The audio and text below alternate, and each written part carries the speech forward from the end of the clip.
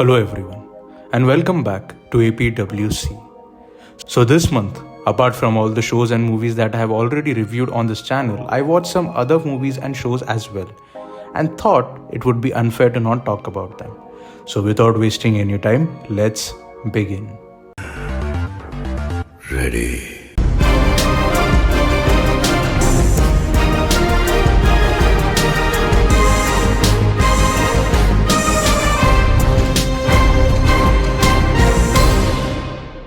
Kill.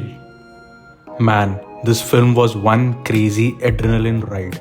How they shot this film blows my mind because 90% of this film is in a train and its compartments are congested enough. Uske upar se heavy action sequences. The director Nikhil Bhatt has done a fab job. Salute hai bhai tumko for bringing this level of action in Bollywood, which is raw, realistic and has sufficient amount of gore. Lakshya definitely looks great with his action and the hard work is pretty evident. The way he switches his crazy side post-interval was amazing to watch.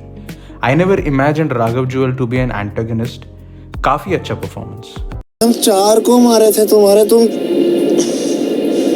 40 को मार दिया हमारे खानदान के. The message is loud and clear.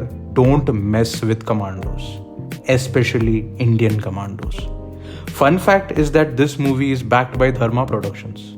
भाई साहब ये किस लाइन में आ गए आप? फिल्म लाइन में? नहीं मैं यूं की बात कर रहा हूँ. This is hands down one of the best action films to come out of India, especially from Bollywood. 8711 Entertainment, known for the popular John Wick series, announced that they had purchased the rights to remake the movie in Hollywood. Well, that's a big W for Indian cinema. Next, I watched The Holdovers. I know I'm late to the party. I should have watched this last year itself, but something was holding me back. That's what she said. It is one of the best films I have seen in recent times.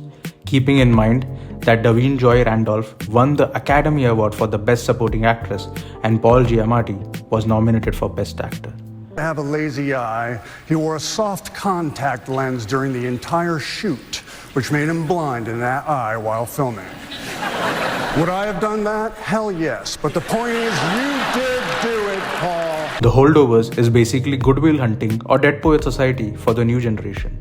Obviously, with a different storyline and setup. A must-watch for boys and men. Why compound the misery by ruining the boy? With him, he is a pain in the ass, sure, but he's also very smart. Brilliant, I don't know, but very smart. Next, I rewatched The Breakfast Club.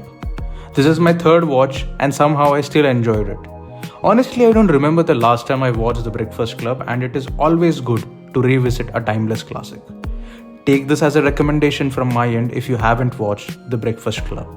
It won't disappoint you. Next, I watched Guruvayoor Ambalanadayil, a decent flick from Bollywood which falls under the Dekha Ek Baar aur Bhool Gaya Uske Baad category. It's good to see Prithviraj in such roles, otherwise he prefers to do strong, serious and emotional roles.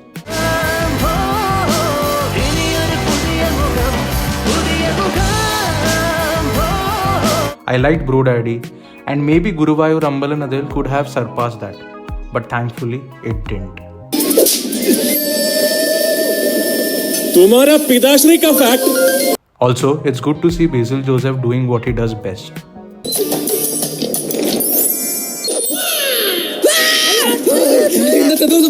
Now, from one Prithviraj film to another, let's talk about Aadujeevitham, The Goat Life. This film is the biography of the jarring, arduous and unbearable life of Najib, which is presented in the most raw and real way possible. At times, it becomes a tough watch, but this movie, hands down, made me grateful for what I have. Thinking about what the real Najib went through makes me shudder. This is the exact feeling I had when I watched Society of the Snow. Such films imbibe the value of gratitude in you, which is an important yet a forgotten characteristic trait. Prithviraj along with Blessy have definitely given 16 years to this film and it is pretty much evident on screen. The entire process of how this film came into existence is yet another story. And I must say, either Prithviraj or Blessy should win a national award for what they have created. The only problem I have is the runtime, which could have been trimmed a little. Also, in the end, I wanted Najib to actually meet his family rather than the movie ending at the airport when he's boarding the flight. Next, I watched The Legend of Hanuman Season 4. A show that has been stretched beyond the limit now. But still, I'll continue watching it because it is very close to my heart.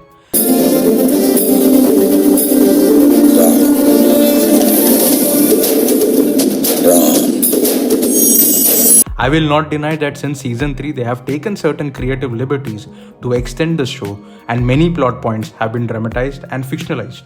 But still, I have enjoyed it. The only grouse I have is that season 1 and season 2 both had 13 episodes each. Then why did season 3 have 6 and season 4 had 7? Y'all could have just waited and delivered an entire season and we all would have appreciated that. I watched this show because of the dialogues and storyline. But the animation is icing on the cake, so take your time and deliver an entire season which we can enjoy rather than putting it in fragments. Hanuman, मेरा हाथ थाम लो। आपका हाथ थामकर ही तो यहाँ तक पहुँचा हूँ। Kudos to the dialogue writers of this show and also to the team handling the animation. मैं श्री राम का सेवक हूँ और श्री राम धर्म के महास्तंभ हैं। Next, I watched The Lincoln Lawyer. Having read the book quite recently, I decided to watch the film as well. I mean, why the not? Especially when Matthew McConaughey is in it.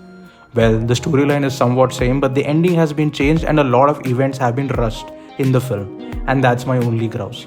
They could have easily increased the duration of the film without doing any alteration or changes to the real story.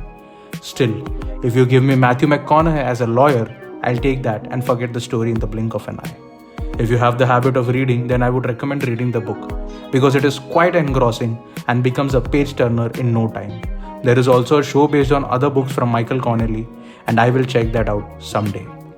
Next, I watched Dark Matter Season 1. After Monarch: The Legacy of Monsters, this is my second Apple TV show and it was a banger. I usually avoid saying this, but this show has brilliant writing and at times reminded me of Dark and Three Body Problem to some extent. Based on a book by Blake Crouch, who is also the creator of the show, it deals with superposition or 5D probability space, if that makes any sense to you all. But for someone like me who loves such sci-fi stories, this show was a treat for me. The first episode has legit explained Schrodinger's cat. In fact, the way they have explained multiverse or alternate realities in episode 4 and 5 is amazing.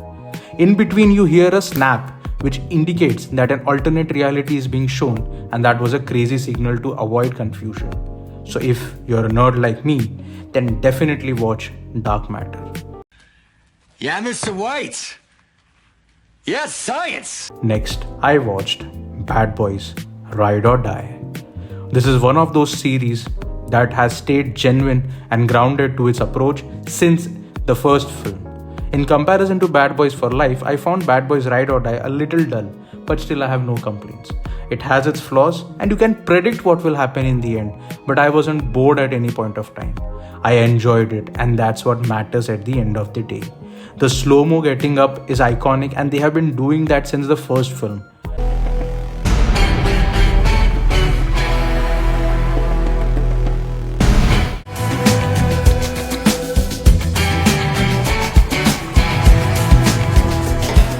If you have watched all three films, especially Bad Boys for Life, then do watch Bad Boys Ride or Die. Next, I watched In the Mood for Love. I felt that this film was a little overhyped for the linear narrative it set. You need patience to watch this film, which is merely 98 minutes long. Cinematically, it is brilliant, no doubt. But story-wise, it isn't enough to make you feel too emotional or heavy by the end. There are certain films that made me emotional at the end, and I wanted In the Mood for Love to do that, but surprisingly it didn't. Both the protagonists are yearning for love, but what they end up doing is talking to each other, reenacting sequences that may have unfolded between their respective spouses, who are supposedly having an affair.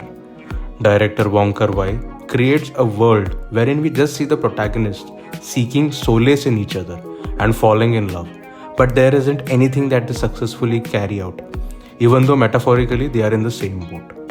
It is one of those films where you genuinely want the protagonists to hold hands and kiss passionately, but that never happens. It just goes to say that many love stories begin in an unusual way, but never actually reach a suitable conclusion. They just exist as a secret which dies with them.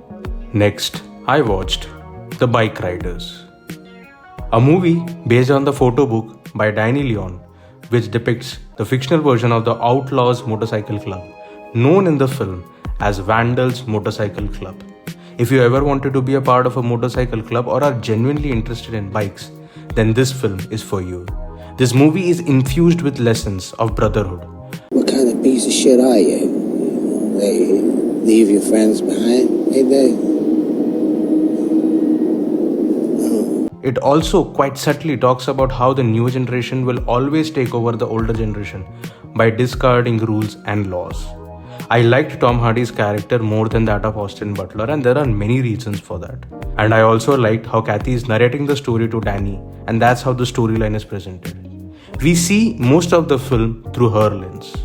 The end legit proved a classic point. Once a biker, always a biker.